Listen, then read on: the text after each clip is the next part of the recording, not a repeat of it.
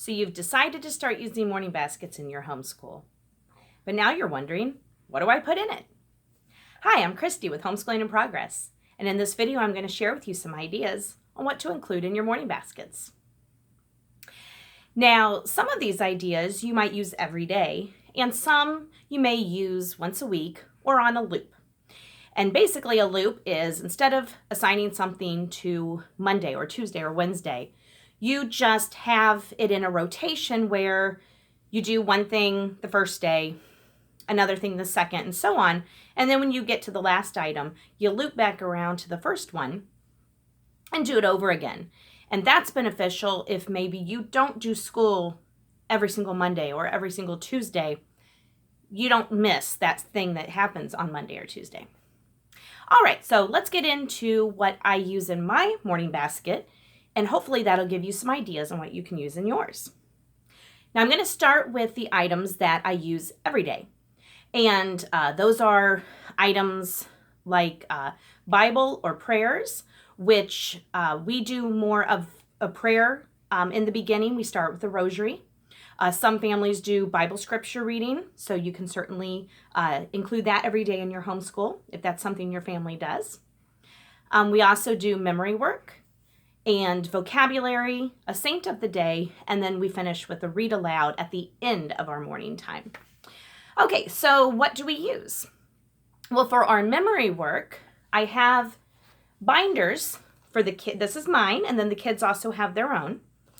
And in them, I have a sheet on, we're working on prayers this year, and I have a sheet on some of the prayers that I want them to memorize. And then I have separate pages, and theirs looks exactly like mine, but I have separate pages of each prayer. And so they can study them, and then when they think that they know the prayer, then they come up to me, and I mark down whether they have it memorized, I write the date down, or they just keep working on it the next day. So that's what we do for memory work. Like I said, we do prayers. If they do finish all of their prayers this year, then I'm going to add in just some different maybe poetry or historical events or information like that I want them to have in their minds. So lots of different ideas for memory work that you can add. The next thing that we do every day is a vocabulary word.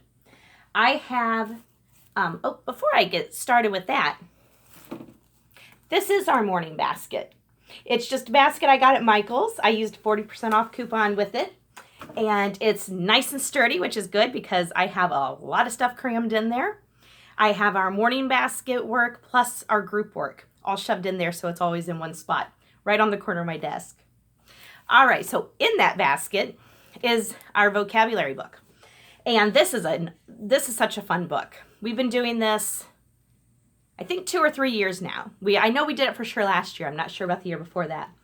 But what we do is each day we have a word. I write just the word and the link that's in here on our whiteboard. And then I read the caption to the cartoon that they have with the word. And I keep my hand over the definition, and I let the kids try to figure out, just based on the picture and the caption, what the word might mean. And then we go over the definition, and I write it up on the whiteboard. And then I'll read these extra sentences that they have at the bottom. And then after every 10 words, they have a quiz that I print off, and the kids work on that so I can see which words have stuck with them, and if they're able to use them in a sentence or not. Now, my youngest I don't homeschool, but the youngest that I do homeschool, I don't expect him to be able to get all of the bottom, but I do like to try to have him get as much of the top as he can. So sometimes, you might, since you have different age levels, you might expect more from one child or another with some of this morning work that you use. Okay, and then we also always do a saint of the day. I found these flashcards. I did find them at a local Catholic store that we have in town, but I do also believe that they're online on Amazon. But these are just some flashcards that have a picture of the saint, And then they have some fun facts at the top. And that's what I read to the kids to see if they can figure out who the saint is. I think they're probably going to figure out St. Nicholas. And then I read who the saint is if they didn't guess it, the feast day, what they're a patron of, and then the information about the saint. And they've actually really remembered a lot of the information that we've read. And it was kind of funny this week, the saint that we had on Tuesday was in our history books on Monday. So the boys were like, oh, hey, we already know about that saint. And then the last thing that we do every day is a read aloud. And I just read a chapter book. This is the one we are currently on, the Penderwicks. It's pretty good so far. We're just a few chapters in. But I finish the day with a read aloud. The boys can color or draw while I'm reading. And it's just a really nice, pleasant way to end our morning meeting before we get started with the rest of our work. Okay, so those are things we do every day of the week. And then once a week, or every day of the week, I have something I just do once each week. So on Mondays, we do Life of Fred. We're currently on the dogs book. We started with this last year, and the boys absolutely love it. If you're not familiar with Life of Fred, turn to a chapter here. It's a living book, and it reads like a story about this boy named Fred. He's a 5-year-old who's a college professor of math. And it just talks about, what's happening in his life at that moment. And it goes through and has some math in there. It also has had science and English. But then I read this aloud. We just sit on our couch and we read it together. And then at the end of the chapter, they have a your turn to play. And then the boys sit at their desks and they write down the answers to it. And then we go over it together with the answers on the back. So this is really fun. We do a chapter each week. Then we also, on Tuesdays, we do an artist study. And I've been using these lovely picture study portfolios from Simply Charlotte Mason. And right now we're on Giotto. But these are really wonderful. They come like this. And then inside, they have several different, I believe about 6 or 8 different prints that are this size. And I will have the boys look at it for a while and kind of take in the details that they see. And then they will talk about the details that they see with me. And I have information that comes in the booklet that comes with the pack about each painting. And it also has the story of the artist. So I will also read that. Sometimes I'll start with just reading about the artist, and then we'll look at the pictures in other weeks. Sometimes I'll read a little bit about the artist and then do a picture and then continue that for several weeks. So kind of just what we have time for each week. Then on Wednesdays, that's our drawing day. And we use this book, drawing textbook. This is something else I just found last year. A lot of these items I found last year. It was a great year for finding new things to do. But this book is really fun. It has different lessons. And they kind of go step by step. Not hugely step by step, but enough that you can kind of figure out how to draw the different items. And this has been great for having the kids get a little more lifelike in their drawing. Learning how to not push so hard when they're sketching. But we usually, if it's not too much to do, we might do all 6 items in one day. This week it was a little much, so we just did 3, and then we'll finish with the other 3 next Wednesday when we have our morning time for drawing. But this has been a really fun time. I just take a piece of copy paper, fold it into 6 pieces, and we have a little folder that we keep them all in.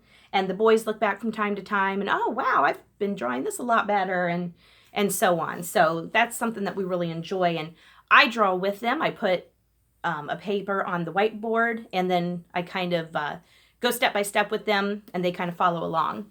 So it's been fun for me too. All right, so then on Thursdays, we have a composer study. We currently are doing Beethoven. We are members of Squilt, which is super quiet, uninterrupted listening, SQUILT, time. And they're doing Beethoven this month, so I went ahead and thought, well, we'll just start a composer study on Beethoven. I do have a link for that Squilt page if you are interested in looking at it. You can find that on my blog, or I also will link to it in the YouTube video down below. But these books are really fun. We have some artist books of this by this author, and then we also have some composer books, and I think he even has a few historical figures. But this is Getting to Know the World's Greatest Composers, and then the artist one is Getting to Know the World's Greatest Artists. But they are books that have some pictures with them, and then they tell the story of the artist or composer or whoever the book is about. And sometimes they have some cartoony drawings, and the kids really enjoy this. I don't read the whole book out in one sitting. Depending on how long it is and how much time we have, I might read a few pages here, a few pages there. When we started reading about Beethoven, just lost my page. When we started reading about Beethoven, they mentioned his Third Symphony that he composed in honor of Napoleon, and so I played that from a YouTube video I saw of an orchestra that played it, and so we kind of wrapped up that part of the story with the video, which was kind of a nice way to tie in the music with the composer. Okay, and then the last thing that we do is on Fridays, and that's our poetry day. Now, sometimes we don't do this in our morning meeting time if we have time to do a tea time in the afternoons. Tea time is really fun, and that's something that we sometimes will do in the afternoons with our poetry instead of the mornings. But for our poetry, I've been using the Poetry for Young People book. This year we're doing Robert Louis Stevenson, but they have books on many different poets. And it tells, again, in the beginning, like the other books I've been showing, it tells a story about the poet first, and then it has some poetry in the back. And I've been doing a little bit about the poet. This is a lot to read to the kids, so I just choose, a short snippet of it, and then we'll do a poem for the day. And when we do the poem, I don't have them analyze it or anything. I just want them to appreciate it and be exposed to some poetry. So I'll just read it to them, talk about how it makes us feel. And then after about every maybe 4 or 5 poems that we've done, they'll choose a favorite, and I'll print it off on a blank sheet of paper, and they'll illustrate it for me in what they feel like illustrating it. So it's just been a really light way to appreciate poetry. And then along with Robert Louis Stevenson, we are also going to do some William Shakespeare this year. So I think that'll be really nice to kind of go back and forth between the two. We have done Shakespeare plays in the past, but this year I thought I'd focus just on some of the works in short little snippets. All right, so that is what we have included in our morning time. Now you can also do read-alouds for some science topics that you are doing, or through the historical time period that you're studying in history. You can definitely include historical fiction and things like that in your morning time. We've done logic in the past. That's been really fun. Some families also include nature study in their morning time. We do nature study, but I save that for the afternoons for some of their enrichment time while my youngest is taking a nap. So lots of variety of things you can add during your morning time. Hopefully what I've shown you for what we use has given you some ideas for a jump start. I do have all of these items listed with links on my blog, and I'll put the link for that below if you're watching this on YouTube.